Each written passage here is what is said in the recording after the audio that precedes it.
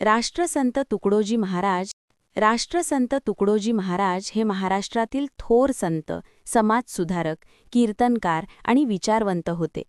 त्यांचा जन्म 30 एप्रिल 1909 रोजी अमरावती जिल्ह्यातील यावली धामणगाव येथे झाला. लहानपणापासूनच त्यांना अध्यात्म, सेवा आणि समाजकार्याची ओढ होती.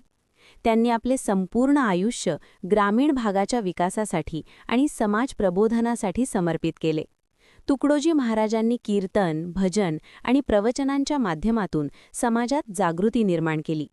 अंधश्रद्धा, व्यसनमुक्ती, जातीभेद, अस्पृश्यता यांसारख्या सामाजिक दोषांविरुद्ध त्यांनी ठामपणे आवाज उठवला. ग्रामगीता हा त्यांचा प्रसिद्ध ग्रंथ असून त्यामध्ये त्यांनी स्वयंपूर्ण, स्वच्छ आणि सुसंस्कृत गावांची संकल्पना मांडली आहे. ग्रामसेवा, श्रमप्रतिष्ठा, स्वावलंबन आणि नैतिक मूल्ये यांचा त्यांनी विशेष आग्रह धरला. राष्ट्रसंत तुकडोजी महाराजांनी शिक्षण, स्वच्छता, सहकार आणि राष्ट्रभक्ती यांवर भर दिला. महात्मा गांधींच्या विचारांचा त्यांच्यावर मोठा प्रभाव होता आणि त्यांनी खादी, ग्रामोद्योग व साधे जीवन यांचा पुरस्कार केला. त्यांचे विचार आजही ग्रामीण विकास आणि समाज घडणीसाठी मार्गदर्शक ठरतात. 11 ऑक्टोबर 1968 रोजी त्यांनी देह ठेवला.